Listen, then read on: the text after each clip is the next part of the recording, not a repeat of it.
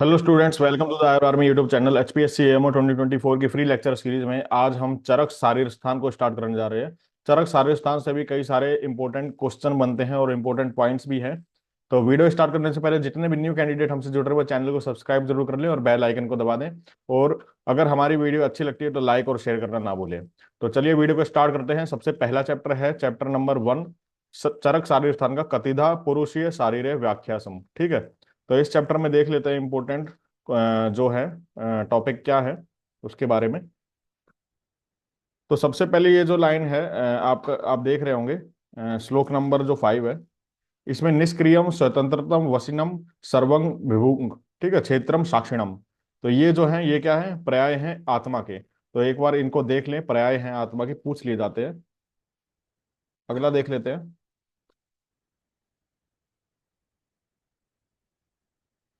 अगला आप सीधे चलिए, आप श्लोक नंबर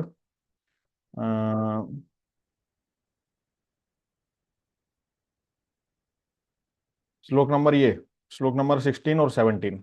तो खाद्य चेतना षष्ठा धातुवे पुरुष स्मृत चेतना धातुरपे के स्मृत पुरुष संज्ञ के। ठीक है, पुनः धातु वेदन चतुर्विंश की स्मृत मनोदशा इंद्रियाण्या अर्थो प्रकृति च अष्ट धातु की। ठीक है, तो ये धातु पुरुष के बारे में बता रहे हैं। षड धातु पुरुष में क्या क्या होता है, खाद्य, खाद्य यानी पंच महाभूत आदि। ठीक है, पंच महाभूत प्लस चेतना।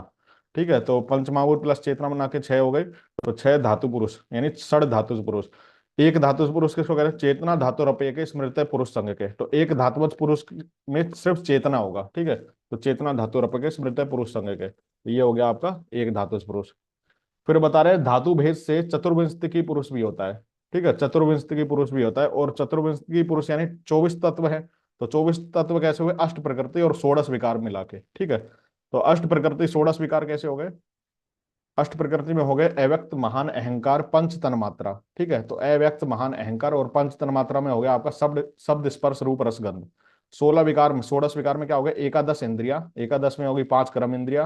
ठीक है, 5 ज्ञान इंद्रिया, एक मन हो गया। ठीक है, और 5 इंद्रियार्थ। ठीक है, तो ये हो गए आपके 16 विकार। तो चतुर्विंशति पुरुष को संयोग पुरुष भी कहते हैं। तो आप लिख लीजिए, संयोग पुरुष इसी को कहते हैं। 24 जो तत्व पुरुष होते हैं, इसी को राशि पुरुष भी कहते हैं, चरक। षड धातुज के सामने लिख लीजिए आप, षड धातुज को चिकित्स भी कहते हैं। तो क्वेश्चन ऐसे बन जाता है कि चिकित्सीय पुरुष क्या होता है, तो षड धातु पुरुष को चिकित्सीय पुरुष भी कहते हैं, अधिकरण पुरुष भी कहते हैं वैशेषिक दर्शन के अनुसार, अधिकरण पुरुष। और कर्म पुरुष भी षड धातु पुरुष को ही कहते हैं। ठीक है, और ये धातु भेद से पुरुष के 3 भेद हैं। तो याद रखें, धातु भेद से पुरुष के 3 भेद बताए गए हैं। इंपॉर्टेंट है, याद रखें। अगला देख लेते हैं।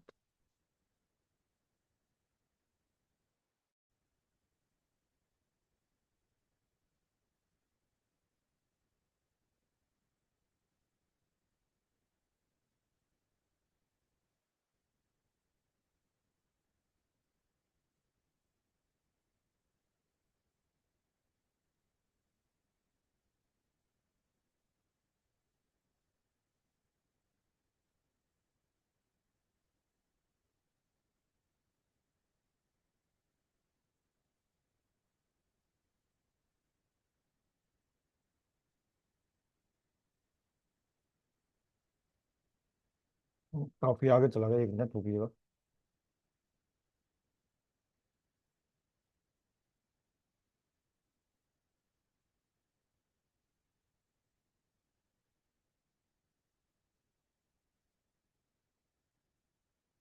ठीक है, यहां से है। आपको ये याद रखना है, लक्षणम मनसो ज्ञान सा भाव भाव एवं च सती हयात में इंद्रिय अर्थ सन्निकर्षे न प्रवर्ते व्यवृत्यान मनसो ज्ञानम सानिध्य। तो मन के लक्षण बता रहे हैं ये। ठीक है, तो फर्स्ट लाइन जरूर याद रखना, लक्षणम मनसो ज्ञान से अभाव, ज्ञान का भाव होना और अभाव होना, ये जो है मन के लक्षण है। कैसे, अब जैसे मैं आप अभी आप सभी को पढ़ा रहा हूँ और आपका मन कोई और चीज में लगा हुआ है। ठीक है, लाइक आप अपनी सबसे पसंदीदा चीज, लाइक कुछ भी, फॉर एग्जाम्पल गर्लफ्रेंड या बॉयफ्रेंड के बारे में सोच रहे हैं उस टाइम, तो आपका पढ़ाई में दिमाग उस टाइम चल ही नहीं रहा है। तो जो मैंने पढ़ाया, अगर मैंने जो लाइन बोली वो आपको आपके माइंड तक गई नहीं, क्योंकि मन साथ नहीं दे रहा। ठीक है, तो मन इंपॉर्टेंट है, मन का लगना इंपॉर्टेंट, इसीलिए कहता हूं मैं मन लगाकर पढ़ो। ठीक है, क्योंकि मन लगाकर पढ़ेंगे तो वो सब कॉन्शियस माइंड तक जाता है। और जब सब कॉन्शियस माइंड तक जाता है तभी हम एग्जामिनेशन हॉल में उसको प्रेजेंट करके हम कोई क्वेश्चन को डील कर पाते हैं। तो याद रखें, लक्षणम मनसो, तो मन, मन इंपॉर्टेंट है, मन को अपने काम में लगाना। अगला याद रखें, मन के दो गुण है, अणुत्वम च एकत्वम, दो गुणों मन से स्मृत है। तो इंपॉर्टेंट है अणु और एक, दो गुण है मन के। फिर इंपॉर्टेंट है ये वाला श्लोक, चिंत्यम विचार्यम ऊयम च ध्येयम संकल्पमेव च यकृत मनसो गेयम तत्सर्वम ह्यार्थ संज्ञम। ठीक है, तो ये इंपॉर्टेंट है लक्षणम चिंत, ये क्या है, ये मन के विषय है। ठीक है, तो चिंतन करना, विचार करना, ऊहय करना, ठीक है, और ध्येय करना, ध्यान लगाना, संकल्प लेना, ठीक है, ये जो है मन के विषय हैं। तो याद रखें आप। अगला इंपॉर्टेंट है, मन के कर्म क्या है। ठीक है, तो इंद्रिया अभिग्रह कर्म मन से स्वस्य निग्रह उहो विचारस्ते ततः परम बुद्धू। तो क्वेश्चन कैसे आ जाएगा, ऊह और विचार, ऊह और विचार है ना, ये मन के विषय भी है और मन के कर्म भी है। तो बोथ अगर आंसर आए, मन के विषय और मन के कर्म, तो आंसर लगा देना ऊह और विचार दोनों है। ठीक है, इंद्रिया अभिग्रह कर्म मन से स्वस्य निग्रह। अगला देख लेते हैं।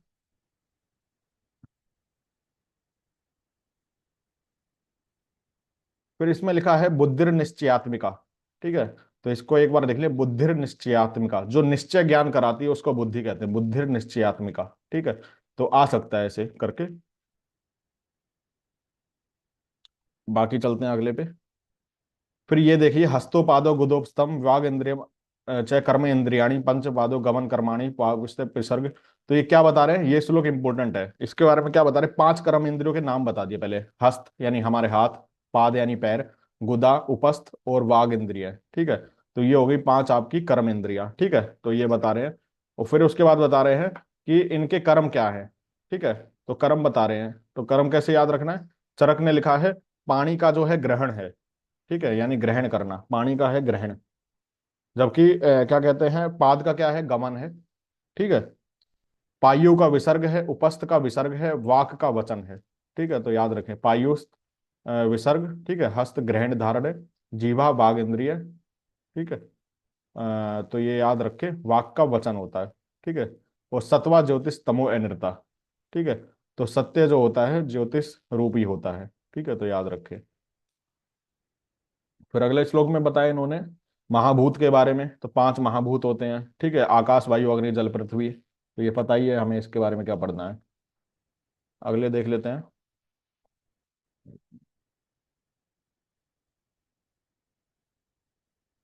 फिर देख रहे थे, खर द्रव चलोष्णतम भू जला अनिल तेजसाम आकाशस्य अप्रतिघातो दृष्टम लिंगम यथा कर्मम। ठीक है, तो ये इंपॉर्टेंट है, ये श्लोक नंबर कौन सा है आपका, 29। स्पर्श इंद्रियम गोचरम स्पर्शन इंद्रिय विज्ञ। एक मिनट। ठीक है, तो ये क्या बता रहे हैं, महाभूतों के लक्षण है। खर द्रव, ठीक, खर यानी पृथ्वी, द्रव यानी जल, चल वायु, उष्णत्वम। ठीक है, भू जला अनिल तेजसाम, ये किन के हैं, तो ये बताया जा रहा है, आप इसको पढ़ लेना एक बार, इंपॉर्टेंट है। फिर सबसे इंपॉर्टेंट है, स्पर्श इंद्रिय गोचरम और स्पर्श इंद्रिय विज्ञ। तो इस, ये डैश गोचरम करके क्वेश्चन आ सकता है, डैश विज्ञ। ठीक है, तो स्पर्श इंद्रिय के बारे में बता रहे हैं।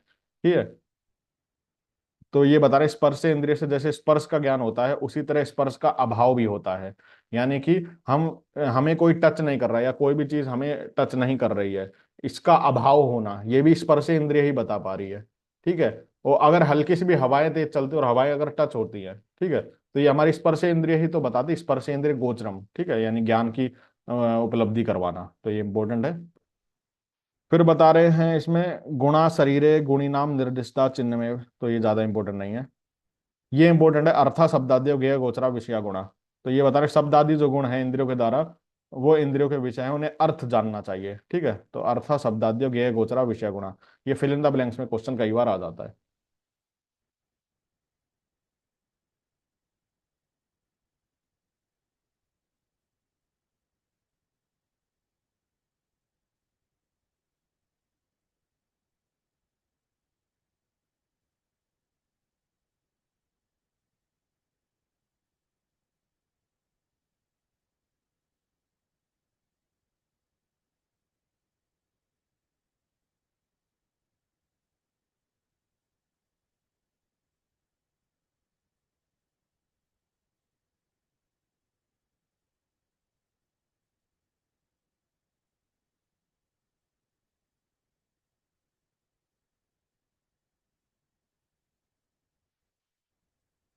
फिर अगले में देख लेते हैं। ये छोड़ सकते हैं आप। अगला इंपॉर्टेंट है 35 नंबर श्लोक, देखिए, बुद्धि इंद्रिय मनोर्थनम विद्याद उदर परम चतुर्विंशति के हो से राशि पुरुष संघ के। तो राशि पुरुष यानी चतुर्विंशति, यानी इन्होंने बता दिया है श्लोक में, और यहाँ से क्वेश्चन भी आ जाता है। ठीक है। फिर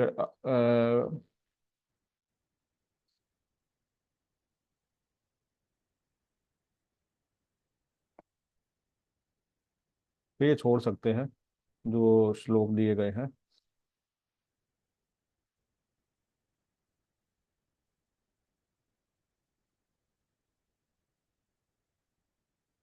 वो 53 नंबर श्लोक देखिएगा, ये वाला जो येलो होगा 53। पुरुष और राशि संज्ञक मोह इच्छा द्वेष कर्म जय। ठीक है। तो राशि पुरुष मोह इच्छा द्वेष कर्म से उत्पन्न होता है, तो ये बताया है। ठीक है। अगला जो है, ये इंपॉर्टेंट है, आत्मा से ज्ञेय करनेर योगाज्य ज्ञानम तस्य प्रवर्तते। तो फर्स्ट लाइन इंपॉर्टेंट है, आप इसको देख ले, फिल इन द ब्लैंक्स में आ सकता है। पुरुष नित्य है, बाकी कुछ तो इंपॉर्टेंट नहीं है। ये अव्यक्त के पर्याय देख ले, अव्यक्त आत्मा क्षेत्रज्ञ शाश्वतो विभुर अव्यय। तो ये जो है अव्यक्त के पर्याय है।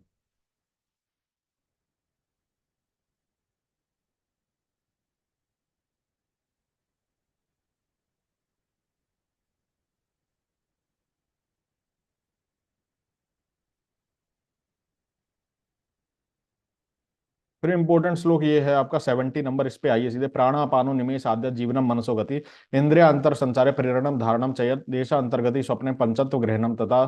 ठीक है। तो ये क्या है, ये आत्मा के लक्षण है। ठीक है। तो ये आप एक बार पुरुष के लक्षण है, पुरुष आत्मा। ठीक है, टोटल 22 है, एक तो ये याद रखना। दूसरा, आप फर्स्ट लाइन याद रखना है इसमें। ठीक है। थर्ड लाइन याद रखना, इच्छा द्वेष सुखम दुखम प्रत्यनश्चेता धृति। ये याद रखना, इंपॉर्टेंट लाइन है। बाकी सबसे इंपॉर्टेंट क्वेश्चन ये बनता है, अचेतनम क्रियावच मनश्चेत्यता पर है। ठीक है। तो आत्मा के बारे में बता रहे हैं। ठीक है, आत्मा और मन के बारे में बता रहे हैं। आत्मा के बारे में कह रहे हैं चेतन है और क्रियाहीन है, जबकि मन अचेतन है और क्रियावान है। लिख लीजिए, इंपॉर्टेंट है। आत्मा जो है चेतन है, आत्मा में ही तो चेतनता है, लेकिन क्रियाहीन है, आत्मा कार्य नहीं कर सकता है। लेकिन मन क्या है, मन जो है अचेतन है, उसमें कोई आत्मा नहीं है, लेकिन मन कार्य करता है, करवा सकता है। ठीक है। तो इंपॉर्टेंट है अचेतनम क्रियावत, इसको आप याद कर लें।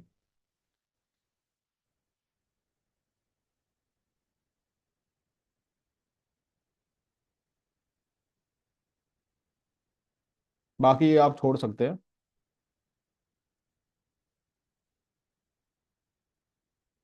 ये देखिए 94 नंबर श्लोक में, उपदा ही परो हेतुर दुख। तो सभी हेतुओं का जो क्या है, कारण क्या है, उपदा। ठीक है। तो ये इंपॉर्टेंट है, आप इसको याद रखना कि सभी जो दुख है उनका जो मेन कारण क्या है, उपदा है। ठीक है। और उपधा रहित होना ही सुख का लक्षण है। ठीक है। तो इसको आप एक बार देख लें, इंपॉर्टेंट है। उपधा आ सकता है क्वेश्चन में। फिर इंपॉर्टेंट श्लोक ये है आपका, ये आपका श्लोक नंबर जो है 98 है। धी धृति स्मृति विवरण संप्राप्ति काल कर्मणाम आयस आत्मीय अर्थ गमश्चेति ज्ञातवा दुखे दे। तो वेदनाओं का कारण क्या है, धी धृति स्मृति का विभ्रंश हो जाना। ठीक है। तो ये जो है वेदनाओं का कारण है, और संप्राप्ति और काल के अनुसार जो पेन होते हैं। ठीक है। तो ये बता रहे हैं। अगला इंपॉर्टेंट है, विषमा अभिनिवेशो यो नित्य नित्य हिता हिते ज्ञेय से बुद्धि विवरण से। तो बुद्धि विवरण के लक्षण बता रहे हैं, बहुत इंपॉर्टेंट है बुद्धि विवरण। विषमा अभिनिवेशो यो नित्य अनित्य हिता हित है। नित्य क्या है हमारे लिए, अनित्य क्या है, हित क्या है, अहितकर क्या है, इसके बारे में जानकारी ना कर पाना। ठीक है। वो बुद्धि विवरण है। ठीक है। जैसे कि हमें पता है, जैसे फॉर एग्जाम्पल हम बंगाल केस का ही उदाहरण ले। ठीक है। तो जो इंसान जो वो है, उस रात को उस घिनौनी हरकत को जिसने अंजाम दिया, ठीक है, बंगाल डॉक्टर केस में, डॉक्टर रेप केस में, तो उसकी बुद्धि भ्रंश माना जाएगा, क्योंकि उसको उस टाइम उसको पता है कि मेरे लिए हित ये है, अहित ये है, लेकिन फिर भी जानकर भी ये चीजें करना, ठीक है, ये बुद्धि विभ्रंश का लक्षण है। ठीक है।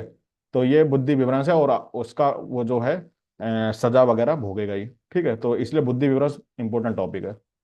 अगला है, अगला याद रखना आप,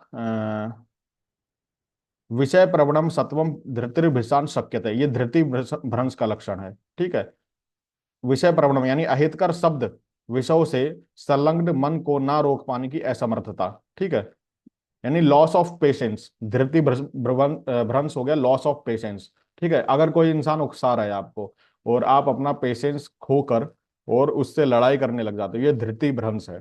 ठीक है, तो आयुर्वेद क्या है, आपको एक संपूर्ण जगत में और एक आपके आस पड़ोस में समाज में कैसे रहना है ये भी सिखाता है, ना कि वो एक चिकित्सा विज्ञान है। चिकित्सा विज्ञान के साथ साथ और भी बहुत कुछ है, बस जरूरी है कि हम उसको पढ़ते कैसे हैं, ठीक है, उसको तराशते कैसे हैं, उसमें कई सारे ज्ञान छुपे हुए हैं। अगला देखते हैं, सबसे इंपॉर्टेंट है फिर आपका ये धी धृति स्मृति विभ्रष्ट कर्म यत कुरुतो अशुभम प्रज्ञापराधम तम विदा सर्वदोष प्रयोग। तो प्रज्ञापराध से क्वेश्चन आ जाता है, प्रज्ञापराध की डेफिनेशन फर्स्ट लाइन है, फिर प्रज्ञापराध डैश, उसमें क्वेश्चन होगा सर्वदोष प्रकोपणम है या त्रिदोष प्रकोपणम है या फिर वात दोष प्रकोपणम है। तो याद रखना सर्वदोष प्रकोपणम है प्रज्ञापराध। और धी धृति स्मृति तीनों का जब विभ्रष्ट हो जाएगा, ठीक है, तो उसको कहेंगे, और अशुभ कार्य करने उसको प्रज्ञापराध कहेंगे। ठीक है, तो याद रखें। फिर आपका देख लेते हैं श्लोक नंबर,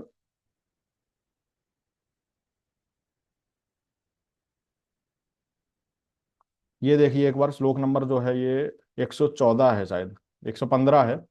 श्लोक नंबर कालस्य परिणामेन जरा मृत्यु निमित्तजा रोगा स्वाभाविका दुष्टा स्वभावो निष्प्रतिक्रिया।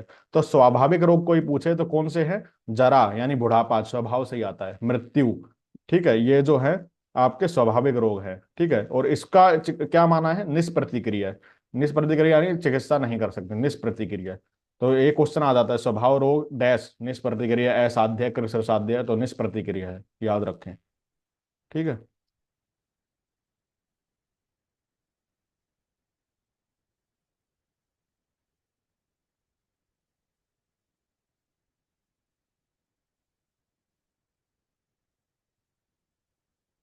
वेदनाओं का अधिष्ठान क्या है, कोई पूछे आपसे, वेदनाओं का अधिष्ठान। ठीक है, तो वेदना का अधिष्ठान क्या है, शरीर और मन।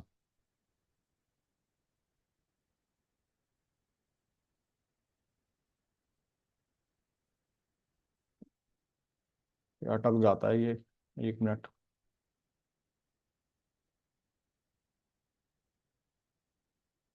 ये देखिए लिखा है 136 नंबर श्लोक में, वेदना मज्जा मनोदेह से इंद्रिय। ठीक है, मन और देह जो है वेदना का अधिष्ठान, केश लोम नखाग्र ये सब जो है इनमें वेदना नहीं होती है। तो ये भी एक बार देख ले, योगो मोक्ष प्रवर्तक है, तो योगों के बारे में बोला है, योग योग मोक्ष प्रवर्तक है, मोक्ष की प्राप्ति दिलाता है। ठीक है, तो ये डैश करके क्वेश्चन आ जाता है कई बार। बाकी इंपॉर्टेंट है ये वाला, आत्म इंद्रिय मनोअर्थानाम सन्निकर्षात प्रवर्तते सुख दुखम आरभ्य मन। तो आत्मा का इंद्रिय का मन का जब सन्निकर्ष होता है तब ज्ञान का लक्षण होता है। ठीक है, योग की योग यानी ज्ञान का लक्षण होता है, तो वो बता रहे हैं, और सुख दुख की प्राप्ति होती है। फिर इंपॉर्टेंट आपका है अगला ये वाला, आवेश चेस्तो ज्ञानम ज्ञानम अर्थानाम छंदते क्रिया दृष्टि श्रोत्रम स्मृति कांतरे इष्टश्च अप्य दर्शनम। ठीक है, ये अष्टविध योग सिद्धियां हैं। तो कोई पूछे योगियों की सिद्धियां कितनी हैं, तो अष्टविध योग सिद्धियां बताइए, और उसका ये एक बार देख भी ले, आवेश चेतो ज्ञानम अर्थानाम ये वाला श्लोक। ठीक है, मोक्ष के बारे में बोला है, मोक्ष रजस तमो अभावात। ठीक है, रजस तम कुछ भी नहीं होता, ओनली सत्व होता है, तो मोक्ष तब प्राप्ति होती है। ठीक है, एक बहुत ही इंपॉर्टेंट श्लोक है और जो क्वेश्चन आता है ये वाला। ठीक है, स्मृति के 8 कारण। ठीक है, स्मृति के 8 कारण है, 158 नंबर, ये जरूर याद करके जाना, क्वेश्चन जरूर बन सकता है इससे। 158 नंबर श्लोक, स्मृति के 8 कारण। वक्ष्यन्ते कारणान्य अस्ते स्मृति उपजित्य, क्या है, निमित्त रूप ग्रहणात्, ठीक है, सादृश्यात् सविपर्यात् सत्वानुबंधात् अभ्यासात् ज्ञान योगात् पुनः श्रुतात्, ये 8 कारण है। ठीक है, निमित्त रूप ग्रहण सादृश्य विपरीत मन की एकाग्रता अभ्यास ज्ञान पुनः स्मृति के 8 कारण। फिर इस अगले श्लोक में स्मृति के बारे में भी बोला है,